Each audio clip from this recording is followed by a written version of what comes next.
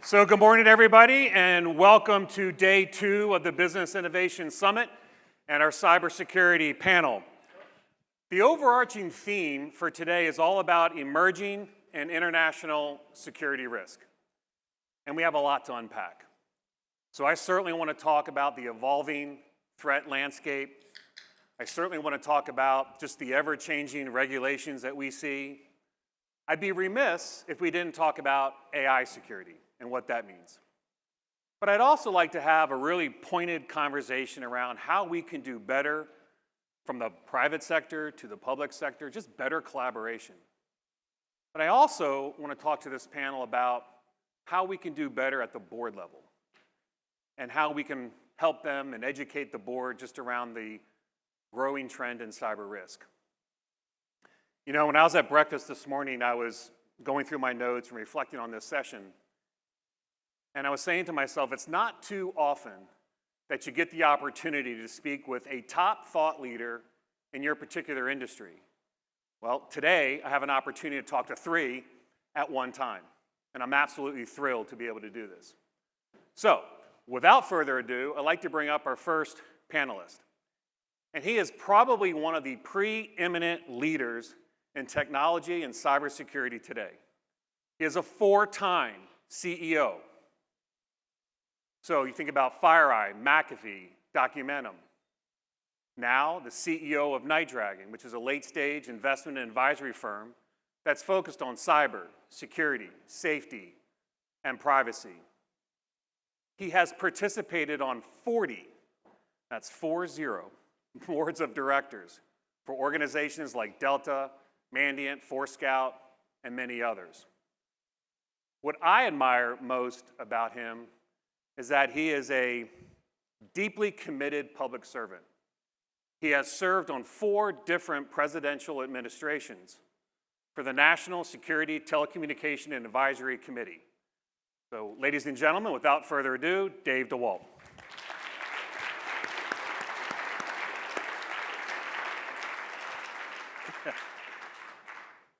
Our next panelist is the former cybersecurity director for the National Security Agency, or better known as NSA.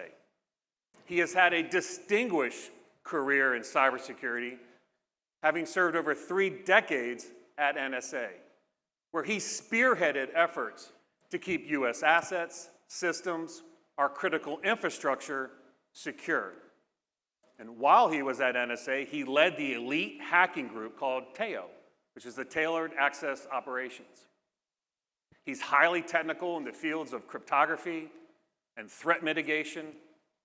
But before I bring him up, I just want to thank him publicly for the years of service that he put in to keep all of us safe from a cyber threat standpoint, and that's Rob Joyce. Rob, come on up.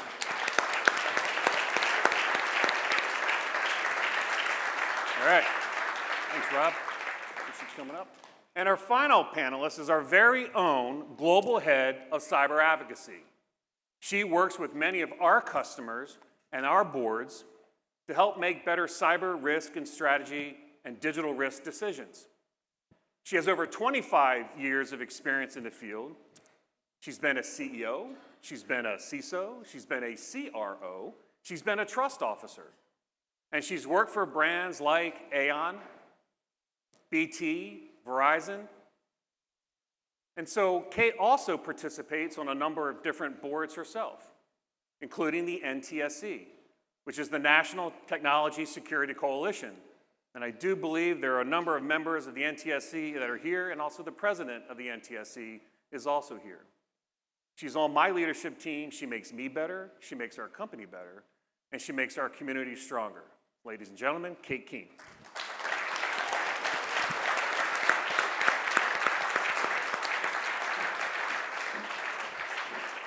All right, welcome. Thanks, Kate. Good to see you. All right. So good morning, everybody. Good morning. I was really impressed that you knew all of our bios from heart, from memory. I thought you were reading something back there.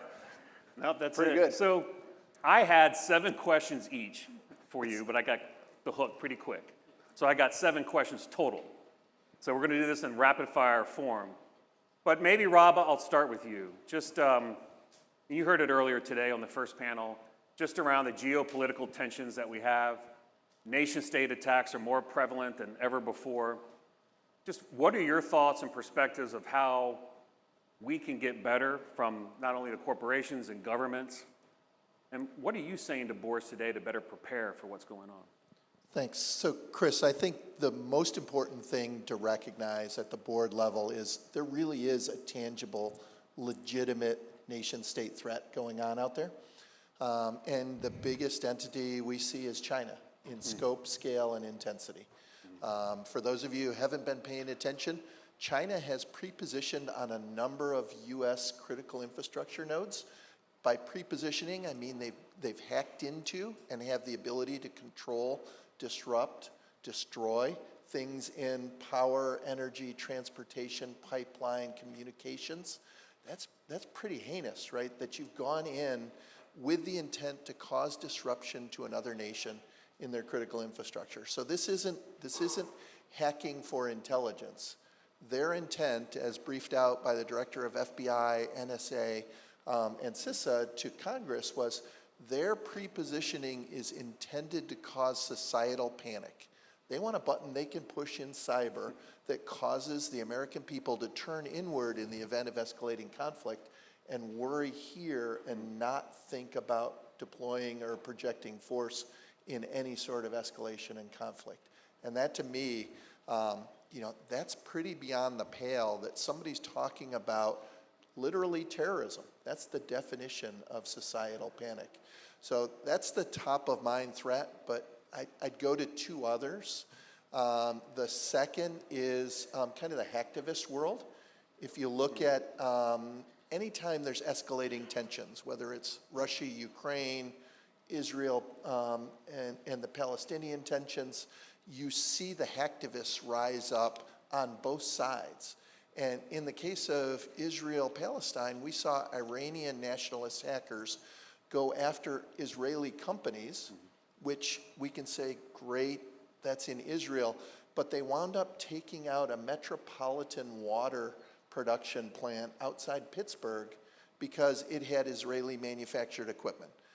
And so what you're seeing across the hacktivist space is we are all kind of inside that circle of threat. If you're running a company, you have multinational supply chains. You have partners and allies in these nations, and it's going to be a pressure point for you. The third area I'd highlight is just the general criminal ecosystem. And that is, the ransomware area that has escalated to even extortion through cyber means, but where they're going ahead and hacking into your company to deny you your assets or deny you your intellectual property, and then threaten you for monetary gain. And the nation-state aspect of that comes in is these denied areas in Russia, China, North Korea, where the hackers do get safe harbor and safe haven outside international rule of law and law enforcement. Yeah, Kate, you spend a lot of time with our customers and their board of directors talking about this. I mean, just what are your perspectives and what are you hearing in the field? So, what Rob is saying is correct, is we've seen, especially over the last couple of weeks, a major increase in what's called the Chinese 100-year plan. So there's 4 APTs that have been very active. That's Velvet Ant and the 3 salts.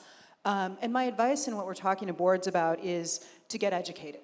So have a corporate threat assessment. Understand what theaters are you in? Where is there potential vulnerabilities? What of your business objectives could potentially be appealing to organizations, to hacktivist groups, and how can you start to protect yourself? So we saw a major increase in telecommunications organizations being approached and infiltrated by Salt Typhoon over the last couple weeks. Yep. Received a few calls from the insurance industry. How do we look and how should we help protect ourselves?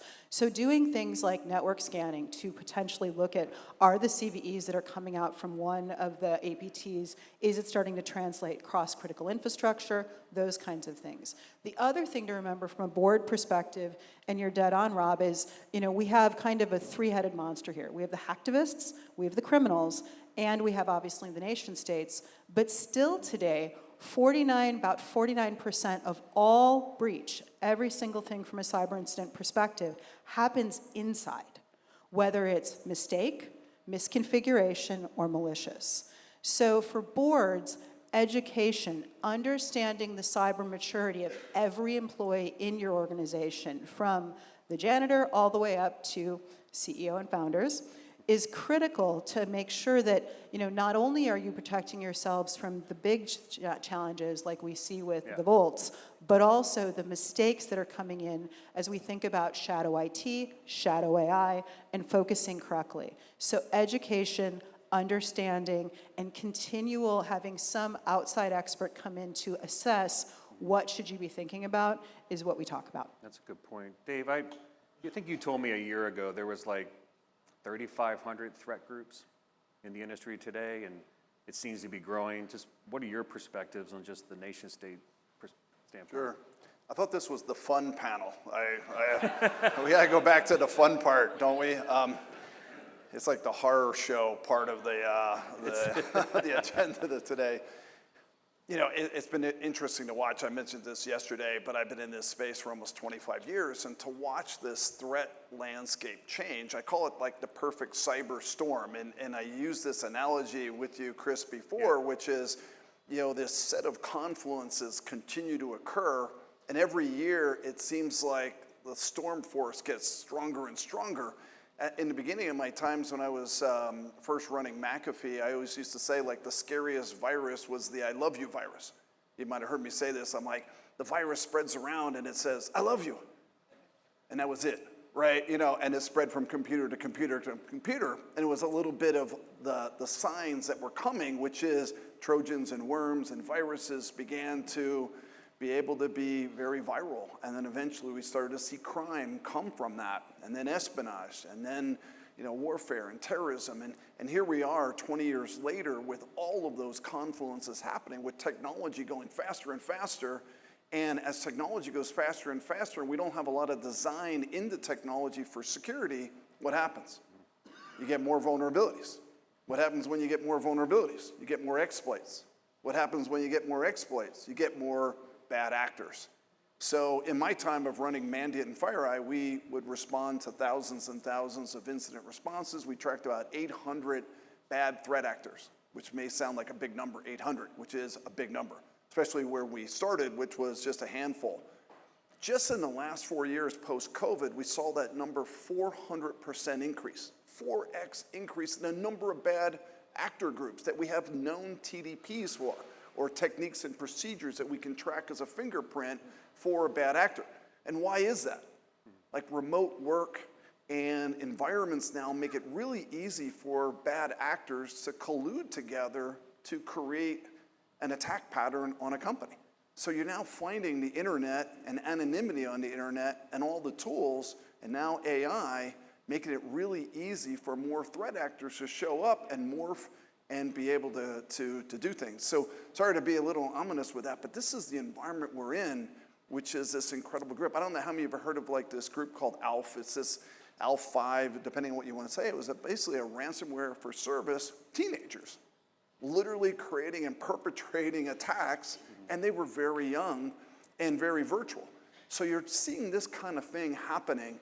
And just maybe to add on to what Rob said, I think it's really important because what once started with nation states and only a handful of nation states is a lot of countries now involved. Over 100 countries have offensive cyber commands.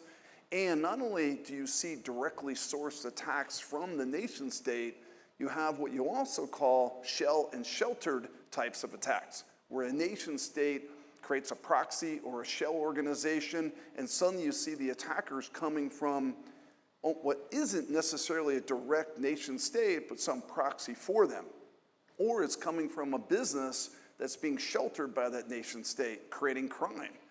And I responded to, I always say 5,572, which is like a tattoo on my arm, 5,572 confirmed IP thefts by China alone during my time running FireEye and Mandiant, which General Keith Alexander, which you know very well, said it was the greatest transfer of wealth in history. $1 trillion of IP theft by one nation on another nation. So this is sort of the situation we're in as we go into 2024. back to the horror show part of it, but this is where we're at. 3,500 attackers, only 3,000 cyber vendors. So you have more attackers than you even have cyber vendors. And you have 60 million or so viruses in the known wild. Can you imagine that in the physical world? So this is the state of things going in.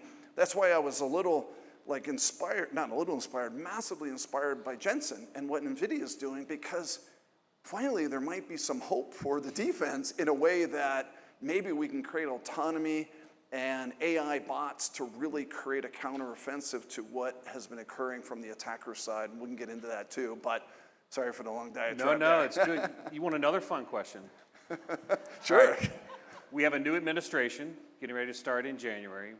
What are your thoughts on what the White House may do over the next 12 to 18 months? Executive orders that you may see get retracted, maybe some EOs that'll come out. What do you think? That's a hard one. I'll lean on Rob and Kate on this too. But I think you all know, the Trump administration, I served 2016 to 20, did about 220 executive orders, 9 of them in cyber. So just think about 9 cyber executive orders that drove some sort of regulatory process in the industry. In comparison, there's about 150 that came out of the Biden administration and only 4 executive orders on cyber, which you would think is kind of odd, but that's kind of what happened. And so as we go into the next administration, it's sort of hard to tell how much regulation we may get.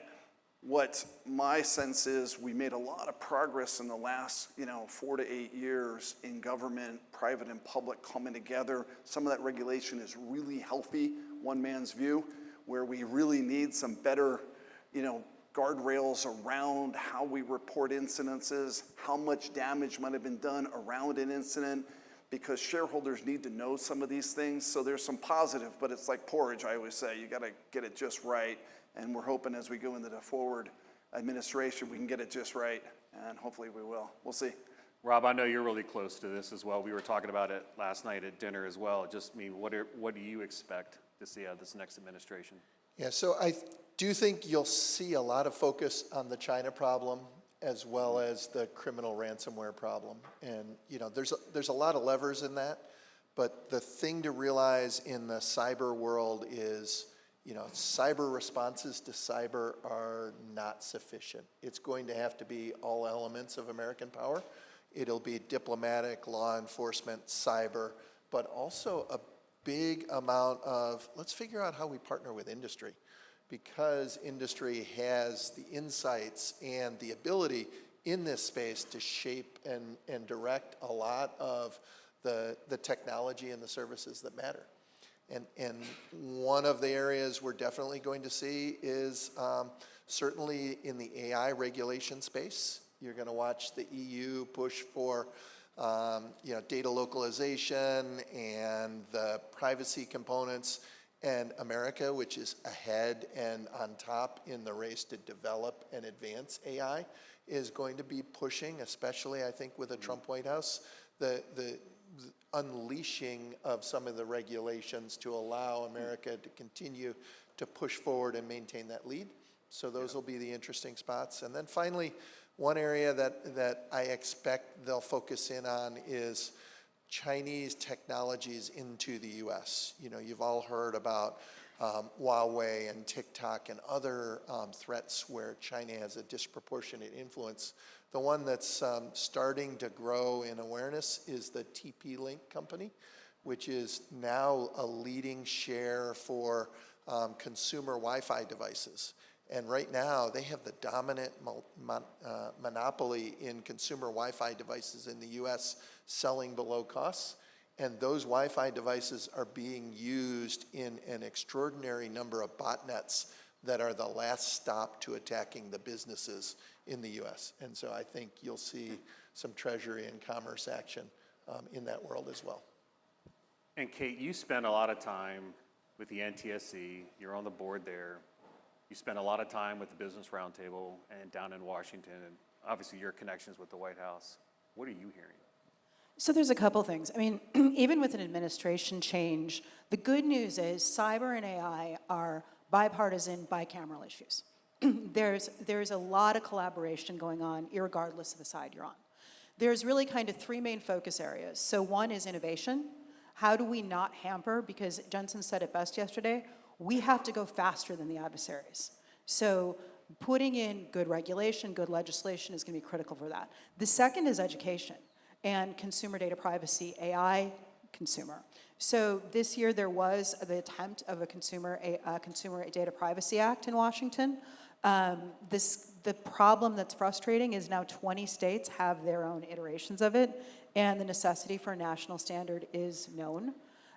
It's a little interesting. So the EU, if you think about GDPR, is an opt-in. We're trying to do an opt-out. I'm still trying to figure out how we're going to pull data out of AI systems and all sorts of things, but we'll figure that one out.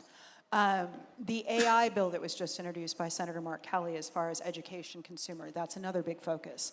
So I think you're going to see, an interesting road coming forward of there being participation on both sides to do the right thing around innovation, reporting, and education. That's where we're headed. The other side of the fence is there's a lot of desire for more public-private partnership. So there's a major push on simplification of regulation. So if everyone's familiar with the Chevron reversal, that Supreme Court ruling earlier this year kind of put a lot of the regulation on its head as far as what it's going to happen from a court perspective.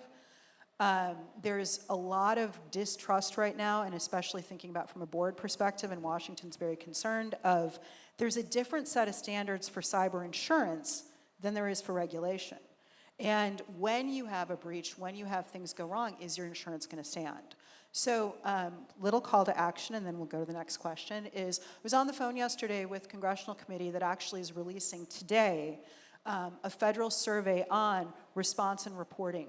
And what is the need, what is the impact of not having one central standard? So if there's anyone in the room that would like to take the survey for Congress, I've been given the authority to offer it to you. You just have to come see me, and we'll get you, and you can take the survey. Kate, I'm going to stay with you, and as you know, at Worldwide, we have a theme called Secure Altogether.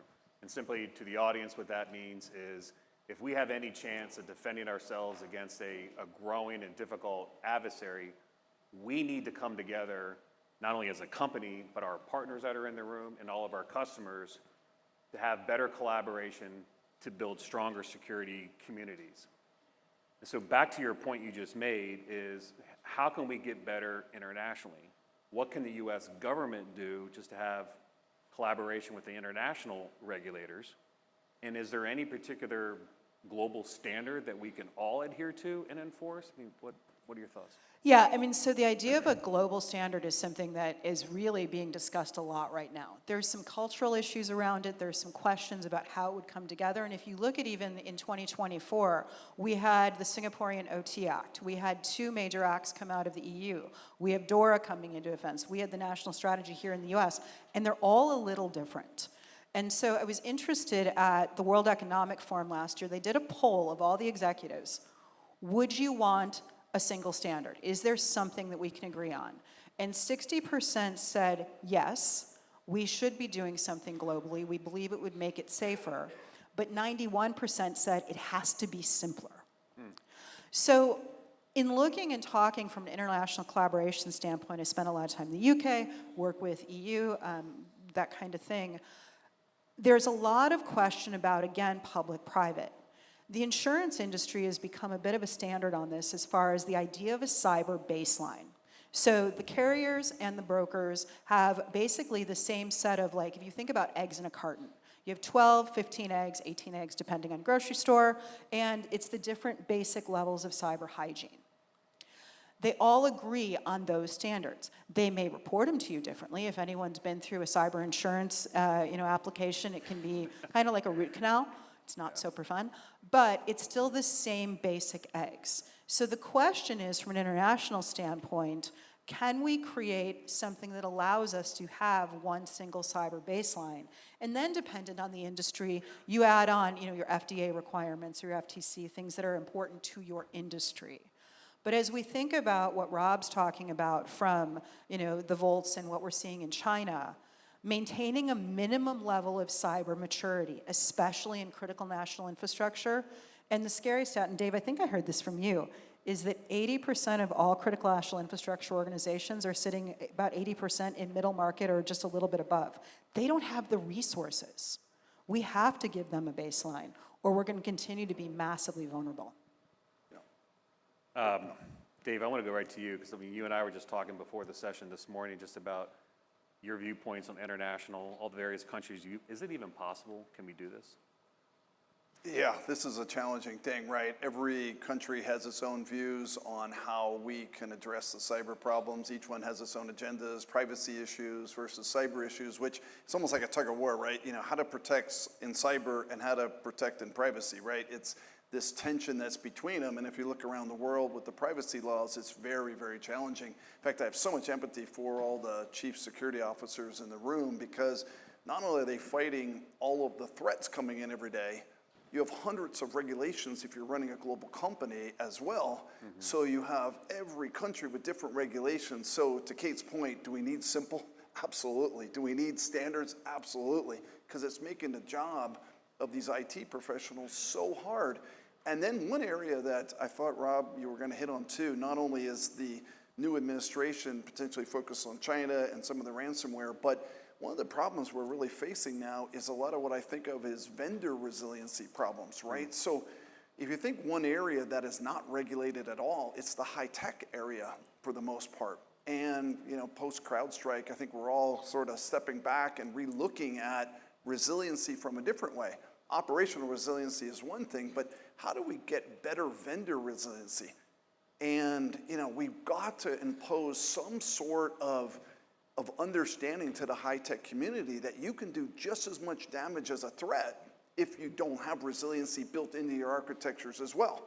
And for a guy who was running McAfee back in 2010, we had an outage.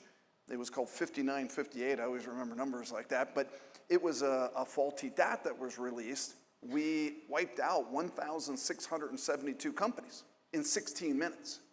But we had things called rollback and segmentation that we were using. Here we are 14 years later, and a lot of the industry hasn't even deployed rollback, segmentation, and recovery capabilities, which frustrates the hell out of me, to be honest, because we should have learned from these lessons.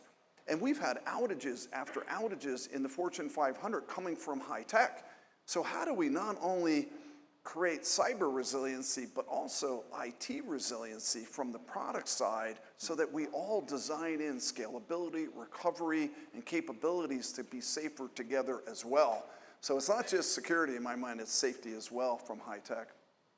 I just want to change gears here real quick. So AI security is probably the number one topic that we have with our customers today. Just understanding what is it, what's the impact, what does the landscape look like? What are the threats in this space? How do I mitigate these particular threats?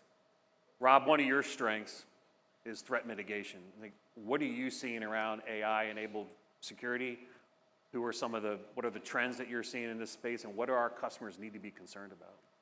So I think everybody's worried about AI advantaging the attacker. And, you know, I'm very much aligned with Jensen's opinion last night that AI is a huge advantage to defense, because cybersecurity is often about sweating the details. And there's nothing like a machine to look at quantity of details and to be unblinking and you know, continue to correlate and understand the norm versus abnormal. So I think that'll be a huge advantage for the defenders. Where I think we need to think about the threat space in the next 2 to 3 years is the identity portion of what AI will allow you to do. And what do I mean by that? Well, we've all seen the Nigerian phishing scams that the email comes in with bad broken English and unbelievable claims, and you know, most people just dust that right off. Now with LLMs, that email that comes in is much more culturally appropriate and accurate without error. And I've seen phishing emails now that don't just come in with one email asking you to give up and click the link to send money. They build a whole backstory. So you get an email that has an action at the top, but starts all the way down at a contract award and the delivery of the service, and then somebody asking to be paid, and people in your company with real names and real positions agreeing they should be paid, and let me send you to this guy who's going to help. And then it gets at the top of that big long chain, all of which is fictitious and generated by AI, a plausible story that runs all the way through, right? AI can generate those things today. So the phishing has gotten better. But even beyond that, back in February of this year, there was an industrial company in Hong Kong where one of their financial officers received a phishing email. And he thought it was a little suspect, but it asked him to join a call with people in his company. He went onto the call, and he saw a live video of an interactive person engaging him that was his CFO. And that CFO told him that the email was legitimate. And it turns out that video call was all deepfake AI in real time, right? That's what's coming, is the ability for you to not trust your senses. He then authenticated $25 million transfer out of his company, right? That's a pretty scary activity. So we've got to start to think about, what are the out-of-band authentication methods? What are your business processes to make sure that if Kate's on the phone with me, that I can have a way to authenticate before I do something disastrous for my business, that I'm really talking to Kate. And so those are the two ends of the spectrum. I think we get much stronger against technical attacks, but I think the human attacks in the near term get more challenging. Yeah, Dave, I think you want to jump in. If you kind of look over the last 20 years, where have we had some of the greatest challenges in the world of cybersecurity? It's when the technology inertia got so fast and so quickly deployed that the security defenses couldn't keep up. It's like the British who say, mind the gap, right? Like it's mind the gap. And the dislocation of what the offense can do versus the defense is where you get a really big security problem. And this happened a number of times. When the internet first came out, like, it was not very safe. We watched mobile phones, SaaS applications, IoT devices, and here we are with AI. So in the last 12 months, there's been over 50 billion deployed of capital into building applications around AI. Guess how much has been deployed in the world of security? About 200 million. 50 billion, 200 million. Anybody see a gap? Right? This is the problem. Yeah. And Chris put it up there, and Mike put it up there. There's a lot of vendors that are now doing AI security, but they're all really small.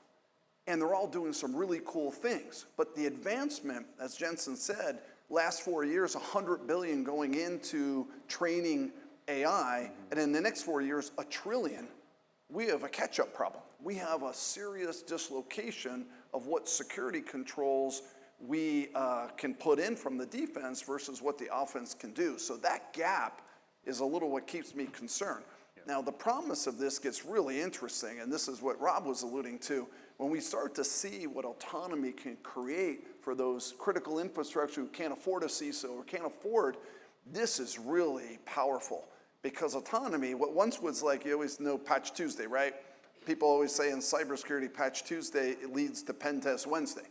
Well, it's like a joke.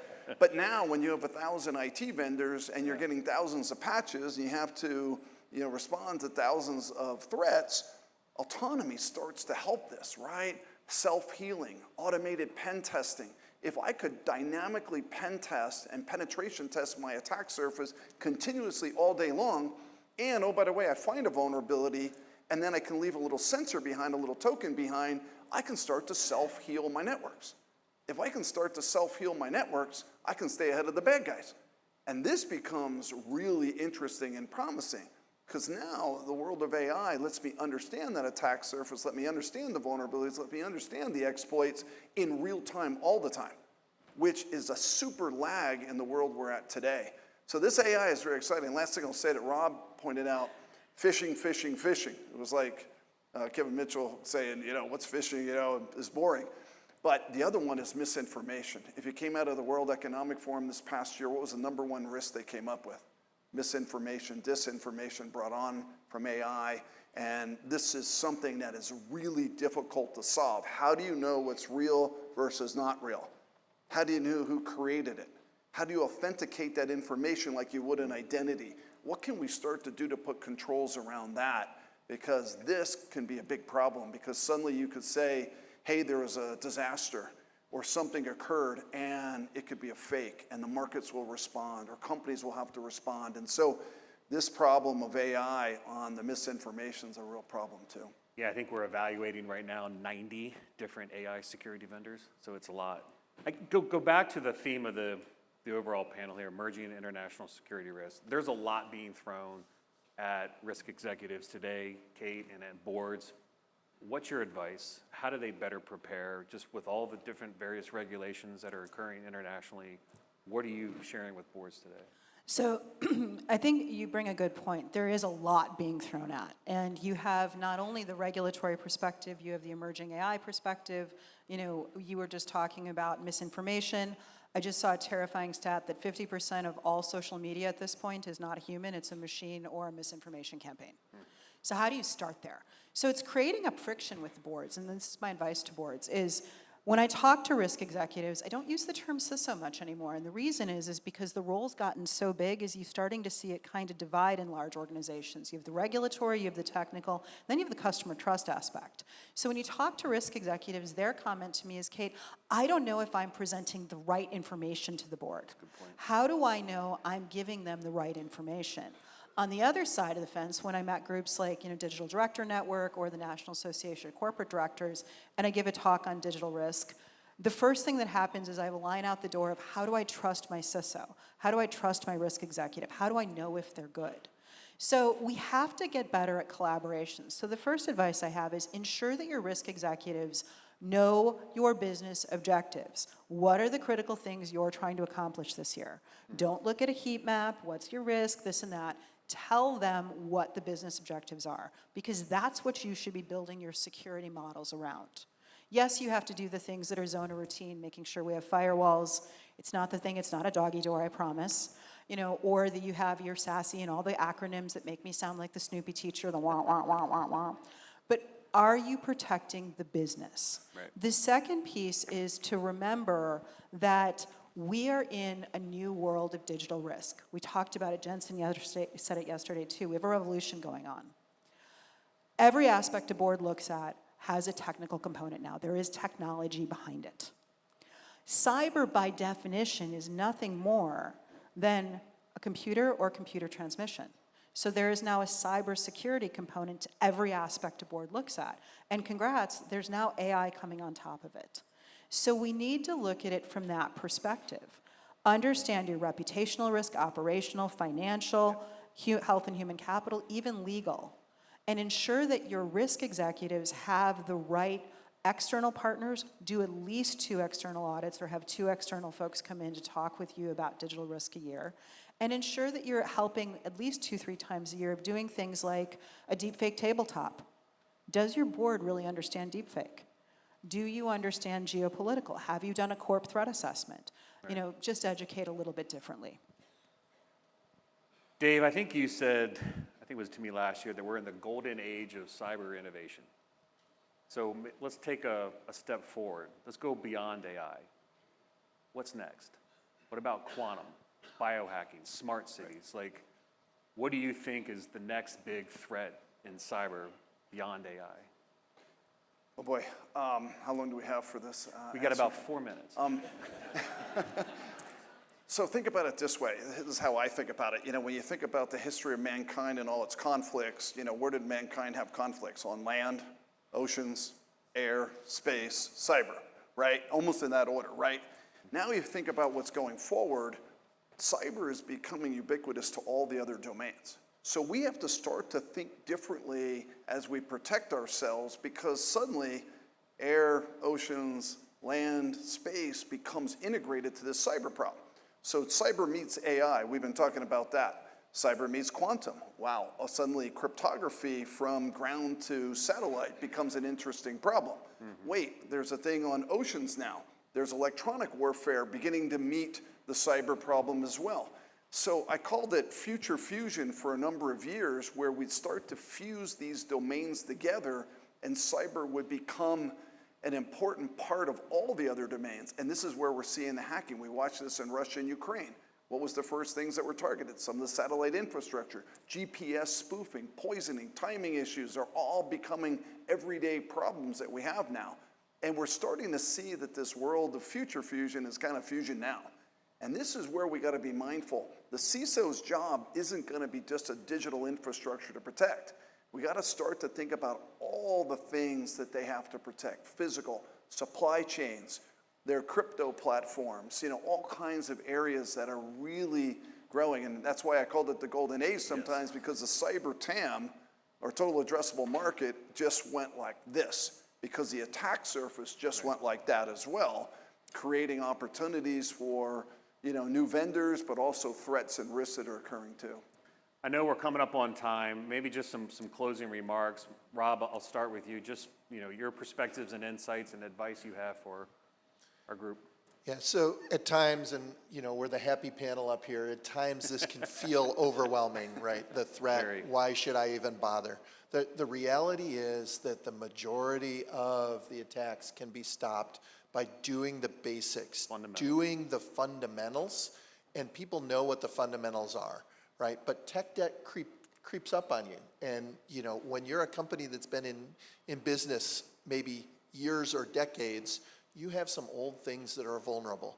So understanding your network, knowing your network, and then getting help, getting people to review, as Kate talked about, those reviews and external audits and things. But there are exceptional people in industry who can help you get organized and defend yourself and understand where the state-of-the-art technologies and techniques are.